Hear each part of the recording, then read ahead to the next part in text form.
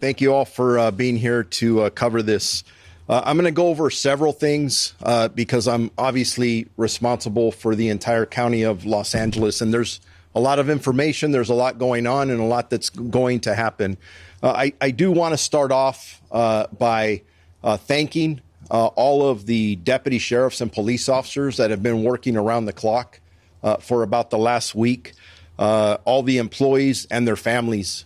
There's a lot of sacrifice going on. And if I can just take you on a little journey for a second, when these deputy sheriffs and police officers are leaving their family, you can imagine the exchange of, I'm praying for you, I love you, please be careful tonight, because they have an extremely difficult job. And I don't ever want us and our community to forget that. And I also want to remind everybody that we are here to facilitate peaceful protests and demonstrations. A lot of our efforts are not to stop any of that activity.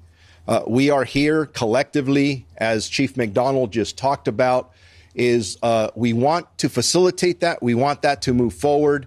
It's a good cause, but we do not want violent agitators out there destroying property or committing acts of violence, specifically against our police officers, deputy sheriffs, and CHP officers. And let me be clear, as the chief stated as well, that extreme violence is not going to be tolerated. And if we're not arresting you when it's occurring, what you're seeing, and I'm going to get a little bit into detail over the last couple of days, because that's what woke me up this morning, calls from people saying, hey, you guys are assisting this agency or that agency. What you're seeing out there in some of our communities is the individuals that are being identified that have committed acts of violence against all of our agencies, and we're going to come after you. That's going to continue.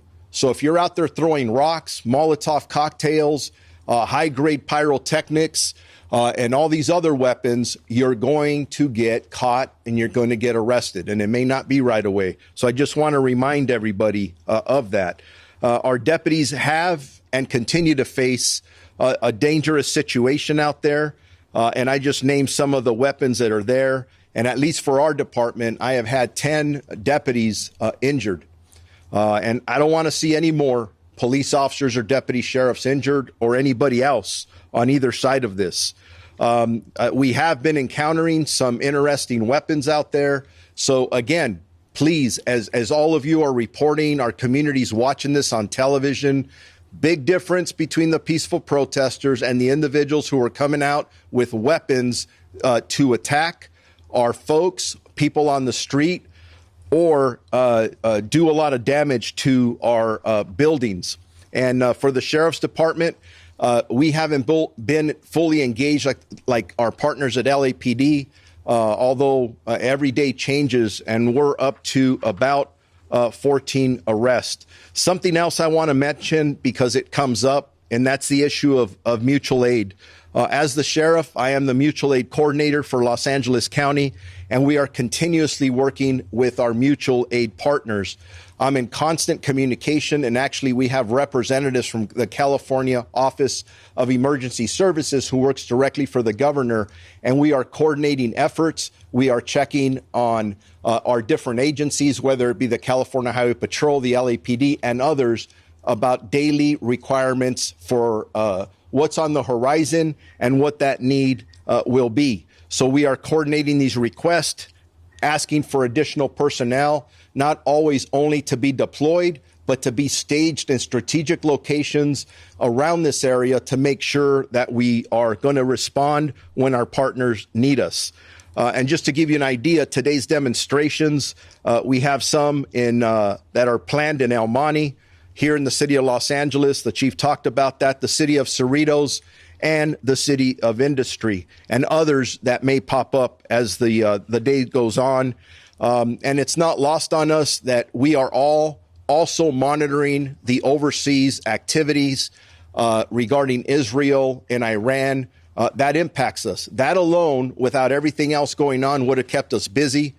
We are making sure that we are working with our community partners and collaborating with them, and we will be providing more vigilance or patrols to other or many of our religious institutions or other facilities as we communicate with our partners in both communities because they're concerned. There's a lot of anxiety there.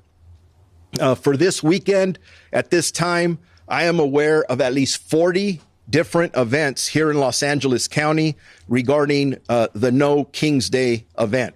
And to be more specific, 40 events, but 30 of them are associated with the No Kings event. We also have several other large-scale events planned for the weekend here in the county of Los Angeles. We have Mexico against the Dominican Republic at SoFi Stadium Saturday night at 7 p.m., and then Paris versus Madrid in a soccer game as well at the Rose Bowl Sunday at noon. So just to let you know, we at the Sheriff's Department, like my partners, we're at about 170% over what we normally staff for a weekend, just to be prepared for everything that we're talking about.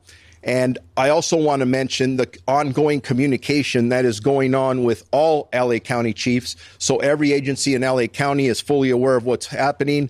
I've been in communication with state sheriffs here in California, national law enforcement or major city chiefs across the country, because everyone's interested in what we're doing, what's working, and so on and so forth. So the chief and I have been very engaged there. LA County department heads, the Board of Supervisors, and contract cities, not to mention the National Guard, California Highway Patrol, and as I mentioned earlier, Cal OES. So with that, I will turn it over to our partner at CHP, who's going to give you a briefing on his account.